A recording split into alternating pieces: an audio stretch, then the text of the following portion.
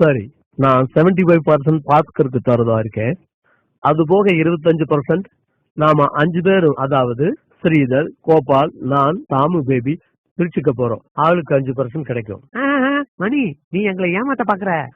25% 5ஆ பறிச்சா ஒவ்வொருத்தருக்கும் 5% இல்ல 14% கிடைக்கும் இல்லையா? அதானே வரும்.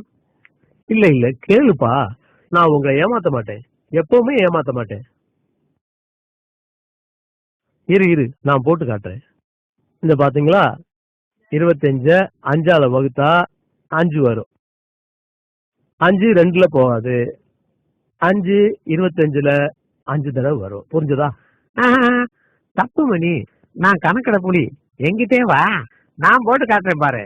5 25 5 2ல போகுமா? போகாது. 5 5ல ஒரு தடவை போகும். இப்ப 2 சும்மா இருக்கு, அத கீழே கொண்டு வந்துருவோம். 5ஆல 20 வகுத்தா 4. கணக்கு இப்படி போடணும். 25 5ஆல வகுத்தா 14. ஓ நோ, நான் உனக்கு புரிய வைக்கிறேன். இதோ பாரு, 5 5 தரம் 5 5 5 25. பாரு, நல்லா போட்டாரு கணக்கு. என்ன உங்களுக்கு எவன்தான் கணக்கு சொல்லி கொடுத்தானு தெரியல. கொடுங்க, இப்படி நான் போட்டு காட்டுறேன். 14 5ஆல பெருக்கினாதான் 25 வரும். 5 × 4 20. 5 1ஆல இன்ட்டு பண்ணா 5, மொத்தம் 25. அவ்வளவுதான். இல்ல இல்ல, இங்க பாருமா, 5 14 நான் கூட்டி காட்டுறேன் பாரு, அப்ப புரியும் உனக்கு. 14 14 14 14 14. இப்ப கூட்டி பாரு, சரியா வரும்.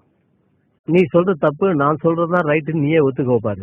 4 8 12 16 20 21 22 23 24 25.